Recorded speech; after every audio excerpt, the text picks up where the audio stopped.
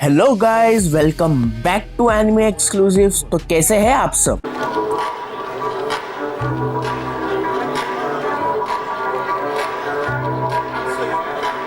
क्यों ना आप अपनी मम्मी डैडी और भाई बहनों और दादा दादियों और पड़ोसी के फोन ले लो और इस चैनल को सब्सक्राइब कर दो। निकल लौड़े, पहली फुर्सत में निकल। कोई इस वीडियो में हम डिस्कवर करने वाले हैं व्हाट इज जोगान। बिना किसी देरी के लेट्स हिट द इंट्रो।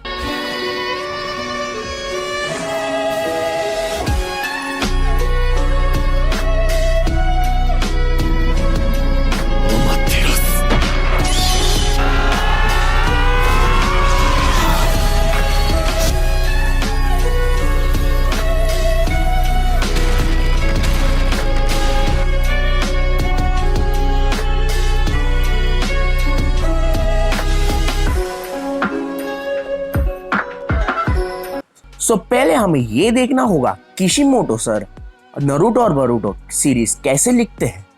उसमें से हमें जरा दिमाग लगाना होगा, जो कि मैं लगा रहा हूँ, तो आपको टेंशन लेने की कोई जरूरत नहीं है। किशिमोटो सर अपने इंस्पिरेशन जापानीज और हिंदू मिथोलॉजी से लेते हैं।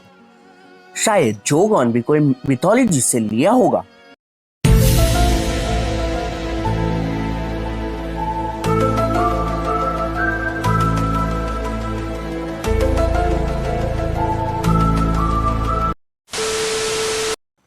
हम पता लगा सकते हैं कि जोगान का पर्पस क्या होगा इस सीरीज में।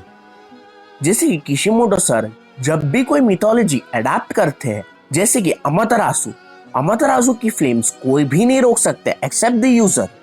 ये अमातेरासु भी एक जापानीज मिथोलॉजी से ली गई है और वो होती है गॉड ऑफ सन। और मिथोलॉजी में ये भी कहा जाता है कि अमातेरासु के फ्लेम्स कोई भी स्टॉप नहीं कर सकता एक्सेप्ट द यूजर। और हमें स्टोरी में भी यही सेम चीज दिखाई गई है। इस हिसाब से हमें हिंट आता है कि किशिमोटो सर अपने इंस्पिरेशन कहाँ से लेते हैं और स्टोरी के हिसाब से उनको अपग्रेड या मॉडिफाई करते हैं। और जो एंड में बाहर आता है वो प्लॉट में बहुत अच्छी तरह से फिट करवाया जाता है। एक मिनट, आपको समझ आ रहा है ना मैं क्या बोलना चाह रहा हूँ? लेकिन सुन के अच्छा लगा। गाइस, क्या आपको जागान के बारे में पता है? बेशक आपको पता तो नहीं होगा, ये एक हिंदू मिथोलॉजी से ली गई है। जागन हिंदू मिथोलॉजी को रिप्रेजेंट करता है। जागन का मतलब होता है द इविल आई। ये समझने के लिए आपको एक कॉन्सेप्ट समझना होगा। हम सब इंसान में इलेक्ट्रोमैग्नेटिक फील्ड सराउंडेड होती है और हिंदू मिथोलॉजी में इलेक्ट्रोमैग्नेटिक फील्ड को ऑरा कहते हैं। मिथोलॉजी में यह कहा जाता है कि कुछ लोगों के पास पॉजिटिव ऑरा होता है तो किसी के पास नेगेटिव। ये टोटली डिपेंड करता है कि आप कैसे इंसान हो। जब कोई एक नेगेटिव ऑरा वाला इंसान अपने से कम पॉजिटिव वाले इंसान से कांटेक्ट में आता है, वो उसका ऑरा ड्रेन कर सकता है।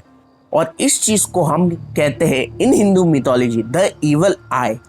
हमें ये भी बताया गया है कुछ चीजें या पेंडेंट्स हमें मिलते हैं कॉल्ड एज नजर, जिससे हम इविल आई को काउंटर कर सकते हैं। और अगर देखा जाए तो नजर और बोरुतो के जोगान में बहुत से सिमिलैरिटीज दिखते हैं, जैसे कि आप अभी ये देख सकते हैं। अगर ये चीज एनिमे में अडैप्ट किया है तो हमने ये भी देखा है कि बोरुतो नेगेटिव चाकरा को देख पा रहा था थ्रू इस जोगान। जोगान एक यूनिक डोजुत्सु है जो ओटुत्सुकी क्लैन में ही नोन है और उनके क्लैन मेंबर्स ये आई को बहुत ट्रबलसम मानते हैं और जोगान की पावर स्ट्रांगली इनहेरिट करती है सिर्फ उनके क्लैन से, द नोन एज ओटुत्सुकी क्लैंस। फिलहाल के लिए बोरुतो का जोगान इंडिपेंडेंटली एक्टिवेट होता है और जोगान फ्लो ऑफ चाकरा और दूसरे लोगों के चाकरा नेचर्स को देख सकता है चेंज होते हुए, और वो उनके चाकरा पाथवे सिस्टम्स को भी देख सकता है।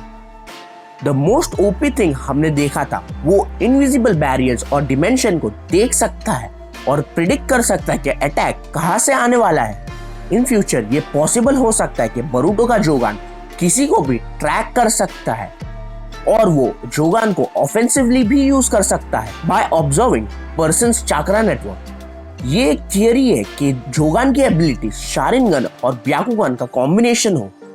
जैसे कि इस केकेएनकाई के बारे में किसी को कुछ भी नहीं पता, बट जिन्होंने भी ये डोजुत्सु देखा है वो लोग में से सिर्फ ओटुत्सुकीज ही है जो जोगान को रिकॉग्नाइज कर पाए थे। तो इन दी एंड बरूटो शायद जोगान के बारे में ओटुत्सुकी के पास जाए। ये एक थियरी है क्योंकि ओटुत्सुकी को ही जोगान के बारे में पता है और किसी को भी नहीं। सो जैसे कि हमने बरूटो को फर्स्ट ईपी में देखा था, बरूटो के पास फुल कंट्रोल था जोगान और अपने कारमा पर, बट अभी तक बरूटो कारमा को अभी तक फुल्ली कंट्रोल नहीं कर पाया। Even though Sasuke, Naezy, Hinata जब किड्स थे उन्होंने अपने केके केनकाई को पूरी तरह से मास्टर कर लिया था, वाइल बरूटो अभी तक नहीं कर पा रहा है। इवेंचुअली वो भी उसको मास्टर कर लेगा। So guys, that's all for today. अगर आपको वीडियो अच्छी लगी तो लाइक, शेयर एंड सब्सक्राइब जरूर करना। और गाइस, मुझे ये जरूर बताना कि मुझे अटैक ऑन टाइटन पे वीडियोस डालनी चाहिए या नहीं। फिलहाल के लिए मैंने अटैक ऑन टाइटन पूरी देख लिया हो, बस अभी मांगा बाकी है। सो मुझे कमेंट सेक्शन में ये जरूर बताइए कि मुझे एओटी के बारे में कुछ वीडियोस डालने चाहिए या नहीं। सो नेक्स्ट वीडियो आने तक गुड बाय।